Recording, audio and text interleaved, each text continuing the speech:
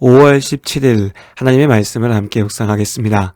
오늘 사무엘상 5장에서 7장 2절까지 말씀으로 함께합니다. 이스라엘의 패배로 블레셋과의 전쟁이 끝났습니다. 많은 군사들이 죽었고 승리의 부적 삼아 전쟁으로 가지고 나갔던 하나님의 언약궤마저 빼앗겼습니다. 하나님의 심판의 말씀대로 순식간에 몰락해버린 엘리 집안의 며느리는 이제 막 태어난 아이의 이름을 영광이 이스라엘에서 떠났다라는 뜻의 이가돗이라 하였습니다. 엘리의 집이나 이스라엘이나 모든 것이 끝장났다는 탄식의 외침입니다.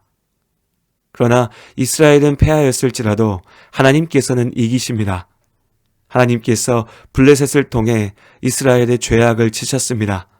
그러나 블레셋이 자신들의 우상을 자랑하며 하나님의 이름을 멸시하는 것 또한 결코 내버려 두지 않으실 것입니다. 하나님께 죄를 저지른 이스라엘의 전쟁은 패배로 끝났으나 하나님의 싸움은 이제부터 시작됩니다.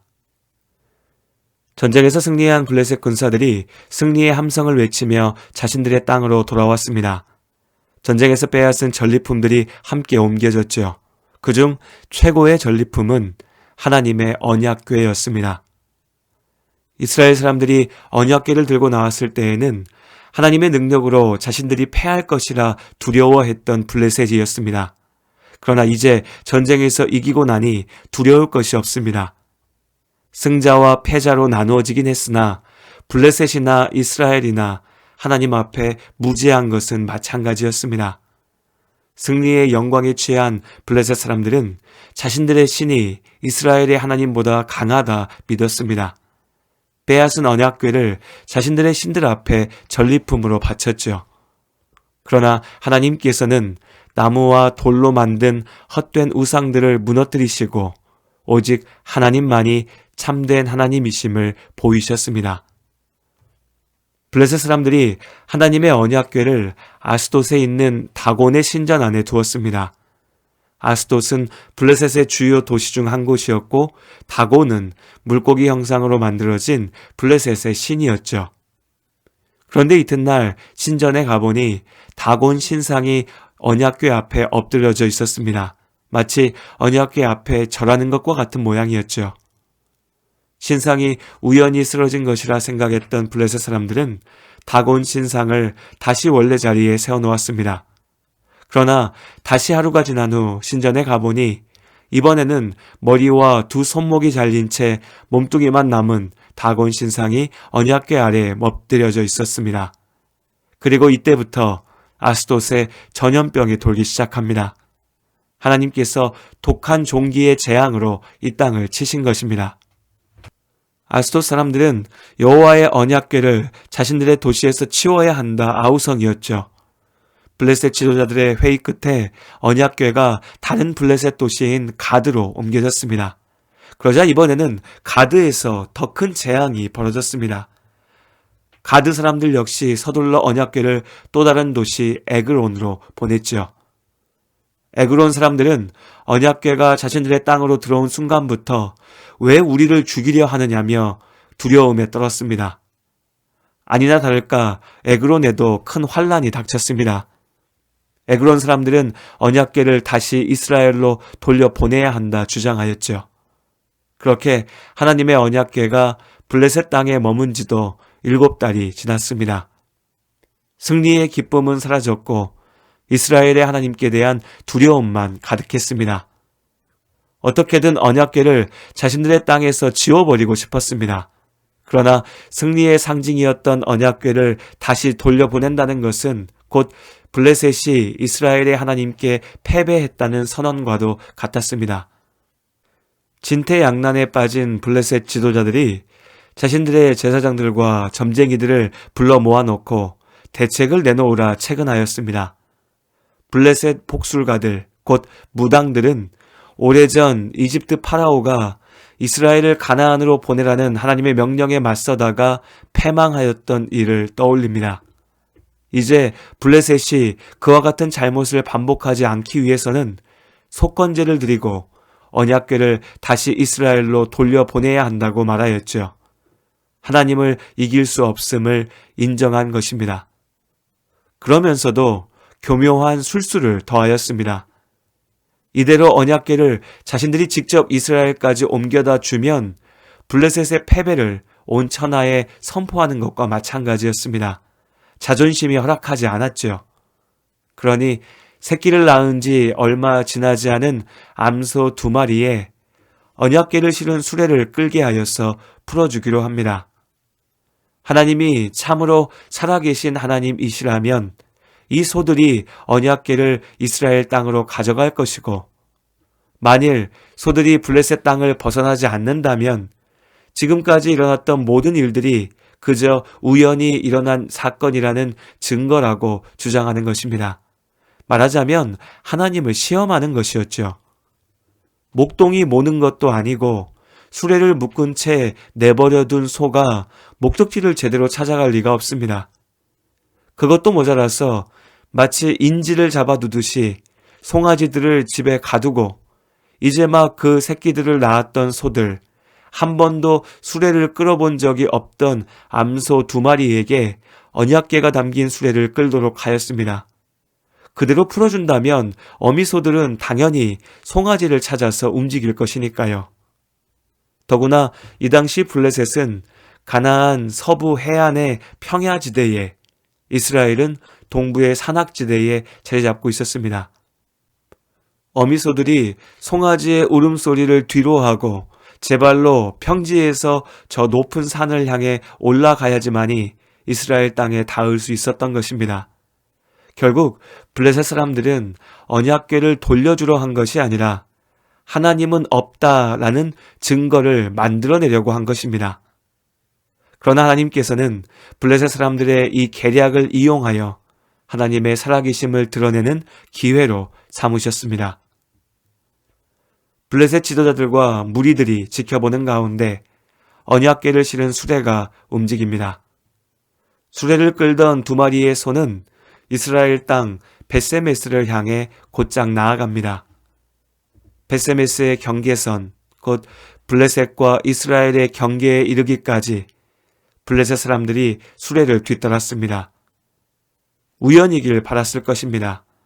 이내 소가 방향을 틀 것이라 기대했겠죠. 그러나 흔들림 없이 나아가는 수레를 보며 그들은 마침내 이스라엘의 하나님이 살아계시다는 것을, 그들이 결코 하나님을 이길 수 없다는 것을 깨달았습니다. 이스라엘은 패하였으나 하나님께서는 승리하셨습니다. 우리는 때로 나의 약함을 하나님의 약함이라고 착각합니다. 내가 믿음 없어 순종하지 않아 무너졌으면서도 하나님께서 능력이 없어서 나를 지키지 않으셨다라고 탓하죠. 나에게 세상을 이길 힘이 없다며 질에 겁을 먹고 하나님도 어쩔 수 없다라고 먼저 포기해버립니다. 당장 내 뜻과 바람대로 이루어지지 않으면 하나님께서 나를 버리셨다, 나와 함께하지 않으신다 원망하죠. 그러나 하나님께서는 나의 약함을 통해서라도 당신의 강함을 보이십니다. 하나님께서 일하시도록 교만하고 죄악된 나를 내려놓아야 합니다.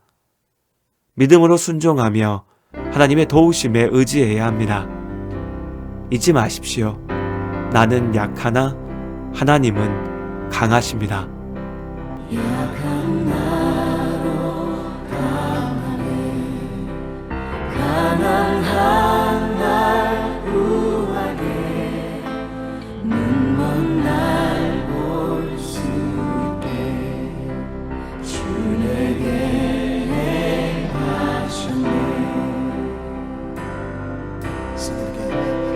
약한 나로 강하게, 가난한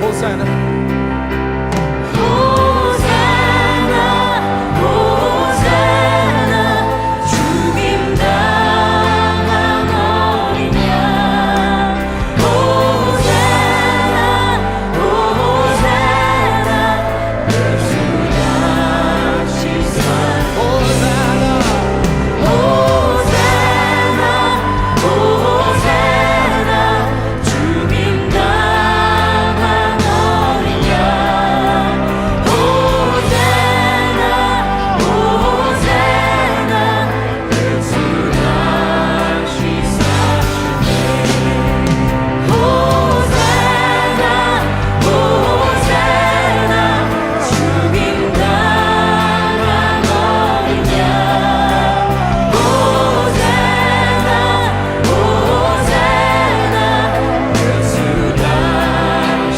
사시네 호산나 호산나 죽임 당한 어린 양 호산나 호산나 예수 다시 사시네 호산나 호산나 호산나 죽임 당한 어린 양 호산나 호산나 예수 다시 사시네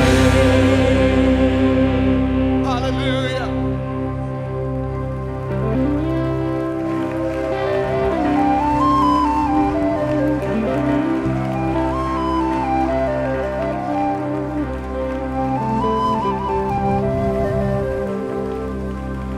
깊은 강에서 주가 나를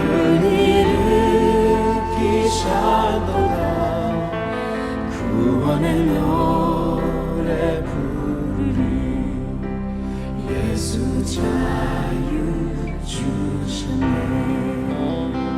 호산나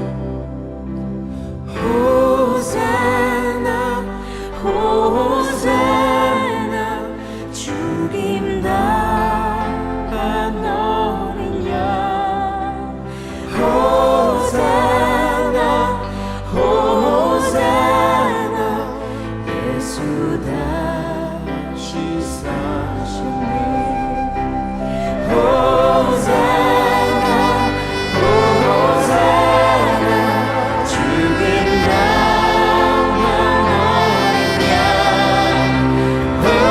호산나